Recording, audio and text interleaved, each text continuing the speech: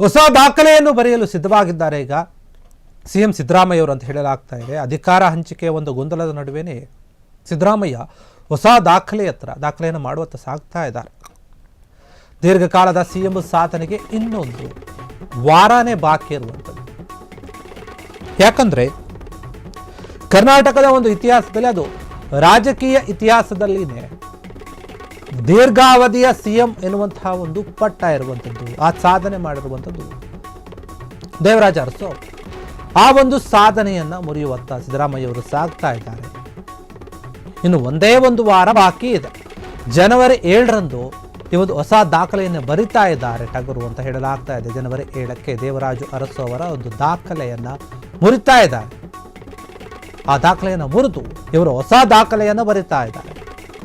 ದೇವರಾಜ ಅರಸು ಅವರು ರಾಜ್ಯದಲ್ಲಿ ದೀರ್ಘಾವಧಿಯ ಒಂದು ಸಿಎಂ ಆಗಿದ್ರು. ಆ ಹೆಸರು ಅವರಿಗೂ ಕೂಡ ಇತ್ತು. ಇಷ್ಟು ದಿನ ಅವರು 7 ವರ್ಷ 230 ದಿನಗಳ ಒಂದು ದೀರ್ಘಾವಧಿಯ ಸಿಎಂ ಆಗಿದ್ದರು, ಸೇವೆಯನ್ನು ಸಲ್ಲಿಸಿದರು. ಸಿಎಂ ಸಿದ್ದರಾಮಯ್ಯ ಜನವರಿ 7ಕ್ಕೆ ಅರಸು ಅವರ ಒಂದು ದಾಖಲೆಯನ್ನು ಮುರಿಯೋದು ಪಕ್ಕ ಅಂತ ಹೇಳಲಾಗ್ತದೆ. ಯಾಕಂದರೆ ಈ ಹಿಂದೆ ಕೂಡ ಈ ಒಂದು ಮಾತು ಬಂದಿತ್ತು.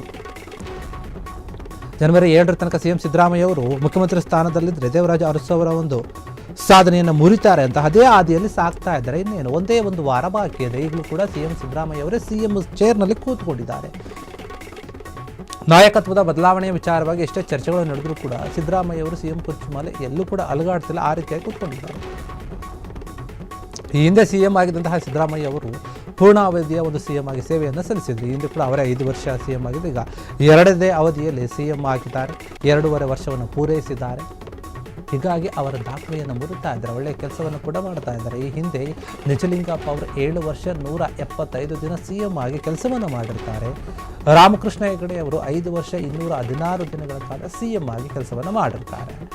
ಎಸ್ ಯಡಿಯೂರಪ್ಪ ಅವರು 5 ವರ್ಷ 82 ದಿನ ದೀರ್ಘಾವಧಿಯ ಸಿಎಂ ಆಗಿ ಸೇವೆ ಸಲ್ಲಿಸಿರುತ್ತಾರೆ. ಇದೀಗ ಎಲ್ಲ ಸಿಎಂಗಳ ದಾಖಲೆಯನ್ನು ಪುಡಿಗಟ್ಟಿ ಹೊಸ ದಾಖಲೆಯನ್ನು ಬರೆಯೋಕ್ಕೆ ಸಿದ್ಧವಾಗಿದ್ದಾರೆ ಹಾಲಿ ಸಿಎಂ ಸಿದ್ದರಾಮಯ್ಯ ಅವರು ಹೊಸ ದಾಖಲೆ ದಿನ ರಾಜ್ಯಾದ್ಯಂತ ಕಾರ್ಯಕ್ರಮಗಳನ್ನು ಕೂಡ ಹಮ್ಮಿಕೊಳ್ಳಲಾಗ್ತಾ ಇದೆ. ದೇವರಾಜು ಅರಸು ಅವರ ಒಂದು ದಾಖಲೆಯನ್ನು ಮುರಿಯಲು ಕೆಲವು ದಿನಗಳು ಬಾಕಿ ಇದೆ. ಹೀಗಾಗಿ ಸಿದ್ದರಾಮಯ್ಯ ಏನಿದ್ದಾರೆ ಅವರು ಈ ಒಂದು ಸಾಧನೆಯನ್ನು ಮಾಡ್ತಾ ಇದ್ದಾರೆ. ಇತಿಹಾಸದ ಪುಟಗಳಲ್ಲಿ ಸಿದ್ದರಾಮಯ್ಯ ಅವರ ಹೆಸರು ಕೂಡ ಸೇರಿಕೊಳ್ಳುತ್ತೆ. ಇನ್ನು ಮುಂದೆ ರೆಕಾರ್ಡ್ ಸಿದ್ದರಾಮಯ್ಯ ಅಂತ ಕೂಡ ಅವರನ್ನು ಕರೀತಾರೆ. ಜನವರಿ 7ರವರೆಗೆ ಅಧಿಕಾರದಲ್ಲಿ ಇದ್ದರೆ ರೆಕಾರ್ಡ್ ಬ್ರೇಕ್ ಆಗೋದಂತೂ ಖಂಡಿತ. ಜನವರಿ 7ಕ್ಕೂ ಮೊದಲು ಸಿಎಂ ಸಿದ್ದು ಕುರ್ಚಿಯನ್ನು ಬಿಟ್ಟು ಕೊಡೋದಿಲ್ಲ ಅಂತ ಹೇಳಲಾಗ್ತಾ ಇದೆ. ನಿಜಕ್ಕೂ ಕೂಡ ಹೌದು. ನೋಡಿ, ಈ ಒಂದು ವಿಚಾರಕ್ಕೆ ಸಂಬಂಧಪಟ್ಟಂತೆ ಕರ್ನಾಟಕದ ರಾಜ್ಯ ಇತಿಹಾಸದಲ್ಲಿ ಅಥವಾ ರಾಜಕೀಯ ಇತಿಹಾಸದಲ್ಲಿ ಇದುವರೆಗೂ ಕೂಡ ಯಾರೂ ಮಾಡದಂತಹ ಒಂದು ಸಾಧನೆಯನ್ನು ಮಾಡೋಕೆ ಸಿಎಂ ಸಿದ್ದರಾಮಯ್ಯವರು ಮುಂದಾಗ್ತಾ ಇದ್ದಾರೆ. ಒಂದು ವೇಳೆ ಇವರೇನಾದರೂ ಉಳಿದಂತಹ 2.5 ವರ್ಷ ಕೂಡ ಇವರೇ ಅಧಿಕಾರದಲ್ಲಿ ಇದ್ದುಬಿಟ್ರೆ ಸಿದ್ದರಾಮಯ್ಯ ಅವರ ದಾಖಲೆಯನ್ನು ಮುರಿಯೋಕೆ ಸಾಕಷ್ಟು ವರ್ಷಗಳು ಬೇಕಾಗುತ್ತೆ ಅಂತಹ ನಾಯಕ ಬರೋಕೆ. ಯಾಕಂದರೆ ಎಲ್ಲರ ದಾಖಲೆಯನ್ನು ಮುರಿದು ಹೋಗ್ತಾ ಇದ್ದಾರೆ. ಈ ಹಿಂದೆ ಏನು 5 ವರ್ಷ 7 ವರ್ಷ ಈ ರೀತಿಯಾಗಿ ಸಿಎಂಗಳಾಗಿದ್ರಲ್ಲ, ದೀರ್ಘಾವಧಿಯಾಗಿ ಅವರ ದಾಖಲೆಯನ್ನು ಮುರಿದುಕೊಂಡು ಮುಂದಕ್ಕೆ ಹೋಗ್ತಾ ಇದ್ದಾರೆ. ಜನವರಿ 7ನೇ ತಾರೀಕು ಸಿಎಂ ಸಿದ್ದರಾಮಯ್ಯ ಅವರು ದೇವರಾಜು ಅರಸು ಅವರ ಒಂದು ದಾಖಲೆಯನ್ನು ಮುರಿತಾ ಇದ್ದಾರೆ. 7 ವರ್ಷ 7 ತಿಂಗಳು ಸಮಥಿಂಗ್ ಏನೋ ಇದೆ, ಒಟ್ಟಿನಲ್ಲಿ 7 ವರ್ಷದ ಮೇಲೇನೇ ಇದ್ದರು. ಈಗ ಅದೇ ರೀತಿಯಾಗಿ ಸಿದ್ದರಾಮಯ್ಯ ಅವರು ಕೂಡ 5 + 2.5 ವರ್ಷ 7.5 ವರ್ಷ ಆಯಿತು.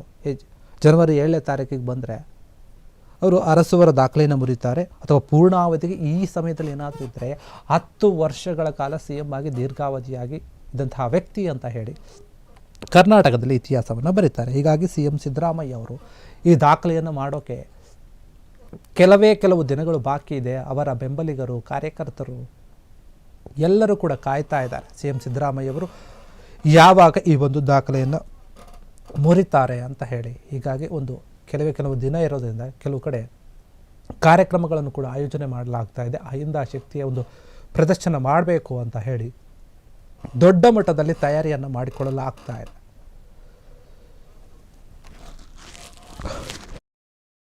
ಕ್ಷಣದ ಸುದ್ದಿಗಳಿಗಾಗಿ ಫ್ರೀಡಂ ಟಿವಿ ಸಬ್ಸ್ಕ್ರೈಬ್ ಮಾಡಿ, ಲೈಕ್ ಮಾಡಿ ಹಾಗೂ ಫಾಲೋ ಮಾಡಿ. ಹೊಸ ಸುದ್ದಿಗಳ ನೋಟಿಫಿಕೇಶನ್ಗಾಗಿ ಬೆಲ್ ಐಕಾನ್ ಮೇಲೆ ಕ್ಲಿಕ್ ಮಾಡಿ.